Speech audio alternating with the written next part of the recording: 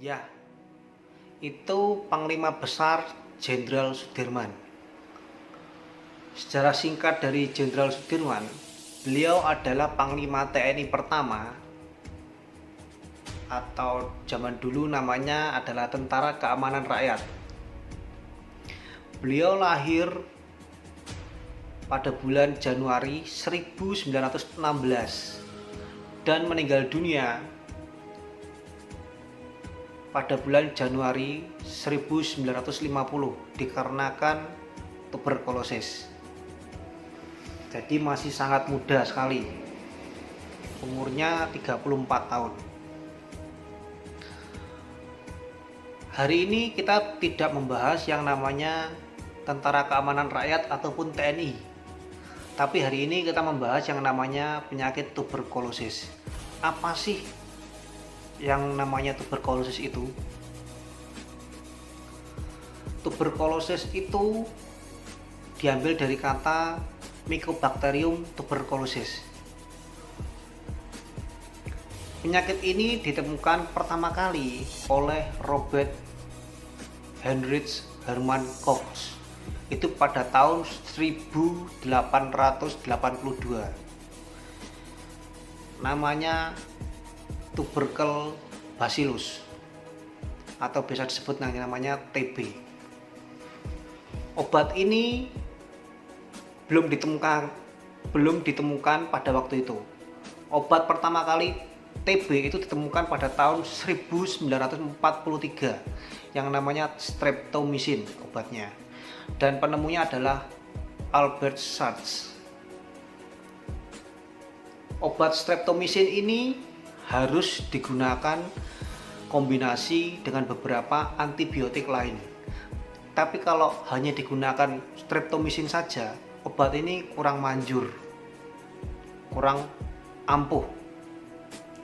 Perkembangan semakin melaju, observasi terus dilakukan, penelitian terus dilakukan, sampai ditemukan obat bagusnya.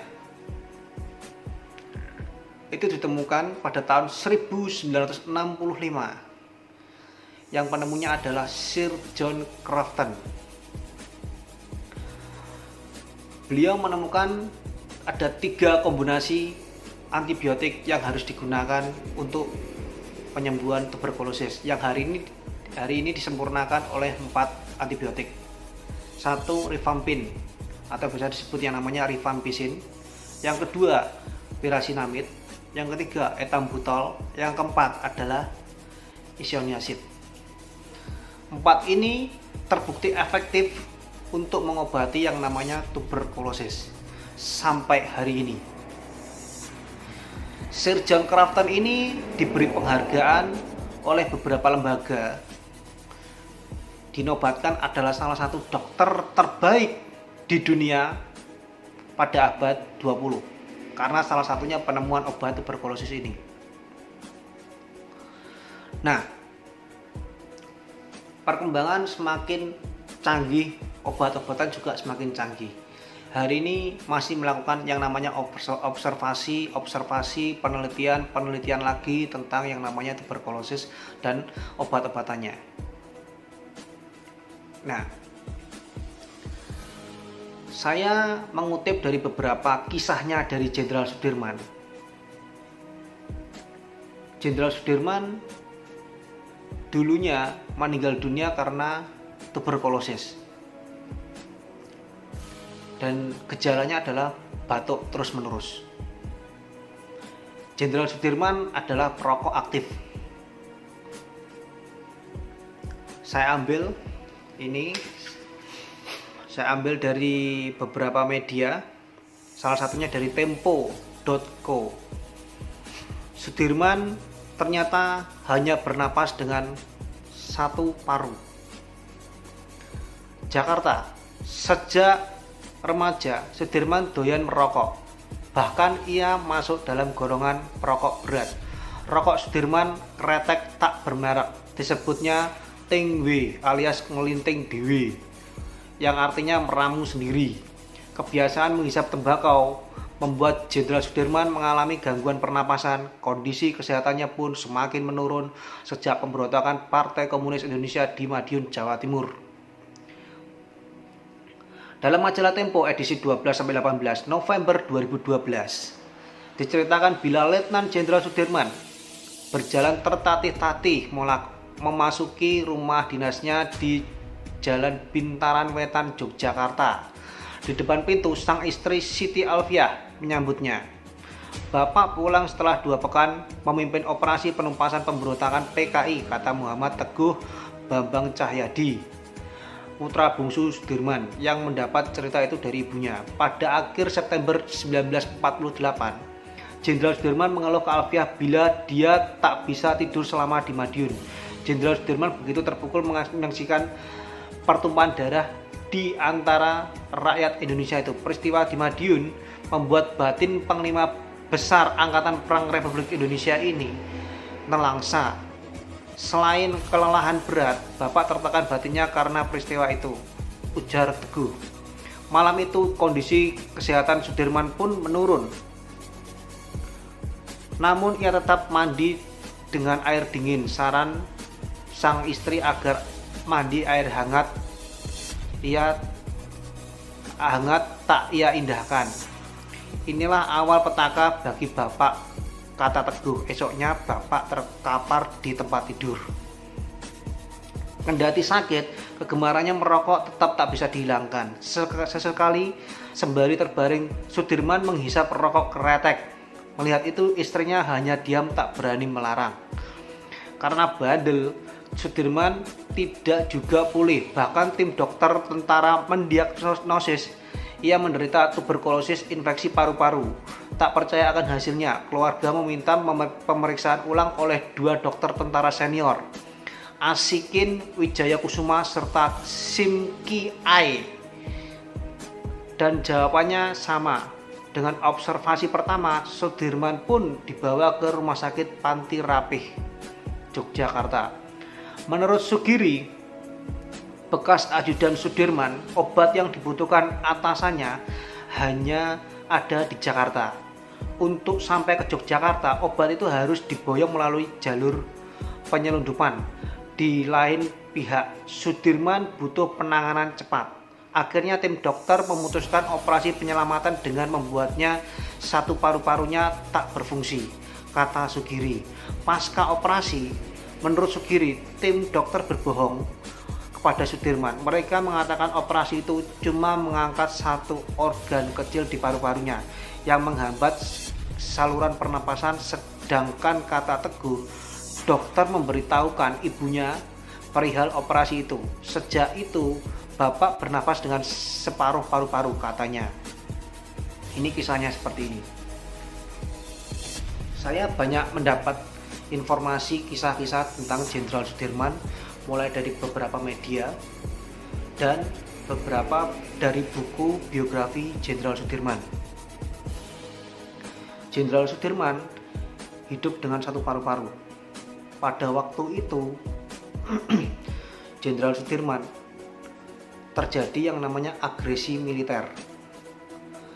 Otomatis Jenderal Sudirman susah sekali mendapatkan yang namanya obat streptomycin ini, dan obat itu hanya ada di Jakarta.